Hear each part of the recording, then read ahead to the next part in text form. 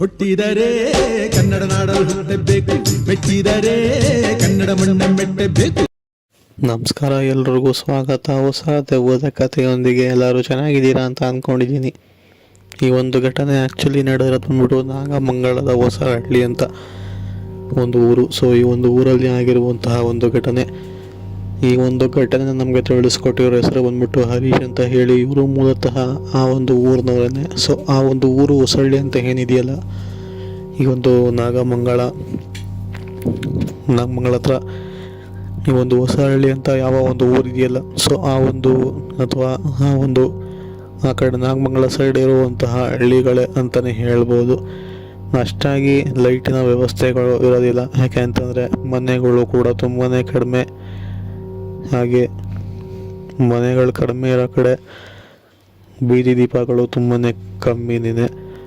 ಅದೇ ಥರನೇ ಈ ಒಂದು ಹೊಸಹಳ್ಳಿ ಅಂತ ಒಂದು ಊರಿದೆಯಲ್ಲ, ಸೊ ಅಲ್ಲಿ ಯಾವುದೇ ತರಹದ ಒಂದು ಬೀದಿ ದೀಪಗಳಿಲ್ಲ. ಇವರೇ ಕಾಸು ಕೊಟ್ಟು ಹಾಕ್ಸ್ಕೊಂಡ್ರೆ ಮಾತ್ರ ಅವ್ರ ಮನೆ ಮುಂದೆ ಬಂದು ಬೀದಿ ದೀಪನ ಹಾಕ್ಬಿಟ್ಟು ಹೋಗಿರ್ತಾರೆ. ಅದೇ ಥರ ಇವರ ಹೊಸಹಳ್ಳಿಯಲ್ಲಿ ಸುಮಾರು ಒಂದು 7ರಿಂದ 8 ಜನ ಮಾತ್ರನೇ ಆ ಒಂದು ಬೀದಿ ದೀಪನ ಹಾಕ್ಸಿರ್ತಾರೆ. ಅದು ಕೂಡ ಆ ಕಡೆ ಬೀದಿಗೆ ಒಂದಾಯಿತು ಅಂದರೆ ಈ ಕಡೆ ಬೀದಿಲಿ ಒಂದು ಕಾಣುತ್ತೆ, ಮಧ್ಯದಲ್ಲಿ ಏನೂ ಕೂಡ ಕಾಣೋದಿಲ್ಲ.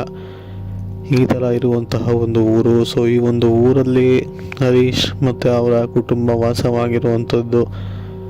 ಹಾಗೆ ಅವರ ಕುಟುಂಬದವರು ಆ ಊರಲ್ಲಿ ಎಲ್ಲರ ಜೊತೆನೂ ಕೂಡ ಚೆನ್ನಾಗೇ ಮಾತಾಡ್ಕೊಂಡಿರ್ತಾರೆ. ಹಾಗೆ ಊರಿನವರು ಕೂಡ ಇವ್ರ ಜೊತೆ ಚೆನ್ನಾಗೇ ಮಾತಾಡ್ಕೊಂಡಿರ್ತಾರೆ. ಹೀಗೆ ಊರಲ್ಲಿ ಎಲ್ಲನೂ ಕೂಡ ಸರಿಯಾಗಿ ನಡ್ಕೊಂಡು ಹೋಗ್ತಿರುತ್ತೆ. ಆದರೆ ಬರ್ತಾ ಬರ್ತಾ ಈ ಒಂದು 4ನೇ ಬೀದಿಯ ಲೈಟ್ ಏನಿದೆಯಲ್ಲ, ಆ ಒಂದು ಬೀದಿಯಲ್ಲಿ ಮಾತ್ರ 3 ಲೈಟ್ ಕಂಟಿನ್ಯೂಸ್ ಆಗಿರುವಂಥದ್ದು. ಆ ಕಾರಣಕ್ಕಾಗಿಯೇ ಆ ಒಂದು ಬೀದಿಯಲ್ಲಿ ಜನ ಮಾತಾಡಬೇಕು ಅಂದರೆ ಅಲ್ಲೇ ಬಂದು ಮಾತಾಡ್ತಾರೆ. ಯಾಕೆ ಅಂತಂದರೆ ಲೈಟ್ ಇದೆ ಅಂತ ಹೇಳಿ. ಅದರಲ್ಲಿ 2 ಲೈಟ್ ಕೆಟ್ಟೋಗಿರುತ್ತೆ. ಒಂದು ಲೈಟ್ ಮಾತ್ರ ಅವಾಗವಾಗ ಮಿಣ್ಕ ಅಂತ ಹೊಳಿತಿರುತ್ತೆ ಅಷ್ಟೇ. ಇದ್ದಂತೆ ಅದು ಕೂಡ ಕೆಟ್ಟೋಗುವಂಥ ಪರಿಸ್ಥಿತಿಗೆ ಬಂದಿರುತ್ತೆ. ಆದರೆ ಅವರು ರೆಡಿ ಮಾಡಿಸಿರೋದಿಲ್ಲ. ಸರಿ, ಏನೋ ಲೈಟ್ ಬೇರೆ ಇಲ್ಲ ಅಂತ ಹೇಳಿ ಸುಮಾರು 4-5 ದಿನದಿಂದ ಯಾರೂ ಕೂಡ ಅಷ್ಟಾಗಿ ಮಾತಾಡ್ತಾ ಇರೋದಿಲ್ಲ.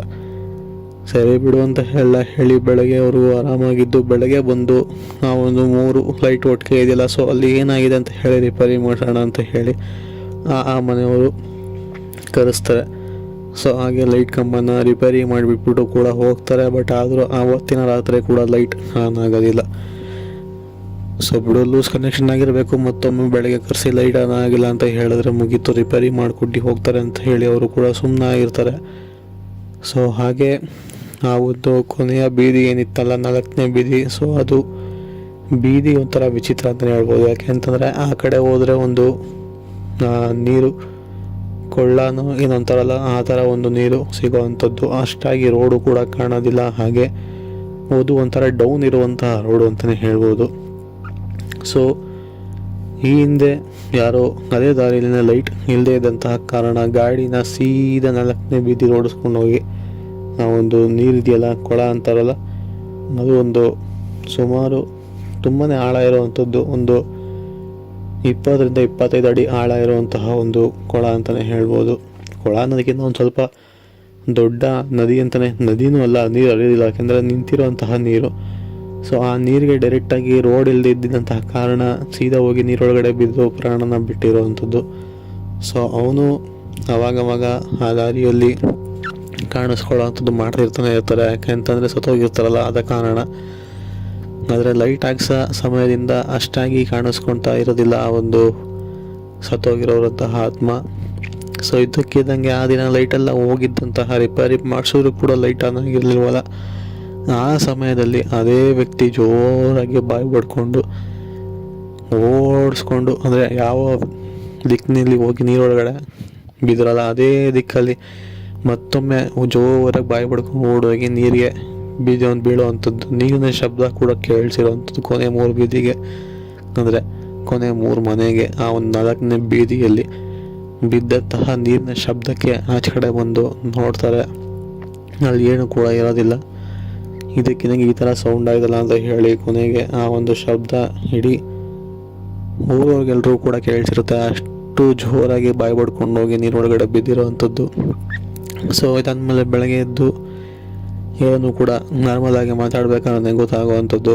ಸೊ ಆ ನೀರಲ್ಲಿ ಒಬ್ಬ ವ್ಯಕ್ತಿ ಗಾಡಿನ ರೋಡ್ ಕಾಣ್ದೇ ಸೀದಾ ಹೋಗಿ ನೀರೊಳಗಡೆ ಬಿದ್ದಿದ್ದಲ್ಲ, ಅವನ್ನೇ ಇರಬೇಕು.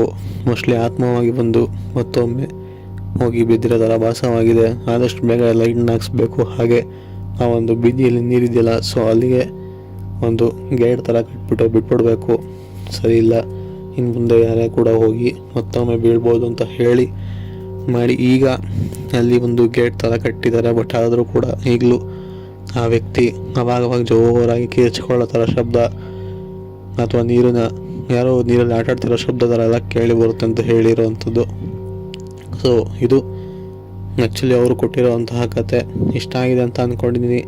ಇಷ್ಟ ಆಗಿದ್ರೆ ಲೈಕ್ ಮಾಡಿ, ಶೇರ್ ಮಾಡಿ, ನಮ್ಮ ಚಾನಲ್ಗೆ ಸಬ್ಸ್ಕ್ರೈಬ್ ಮಾಡ್ಕೊಳ್ಳಿ. ಆದಷ್ಟು ಸಬ್ಸ್ಕ್ರೈಬ್ ಮಾಡಿಸಿ, ಬಿಕಾಸ್ ಫೈನಾನ್ಷಿಯಲಿ ತುಂಬಾ ಹೆಲ್ಪ್ ಬೇಕಾಗಿದೆ. ಆದಷ್ಟು ಶೇರ್ ಮಾಡಿ. ಸಿಗೋಣ ಮುಂದಿನ ವಿಡಿಯೋದಲ್ಲಿ. Take care, good bye.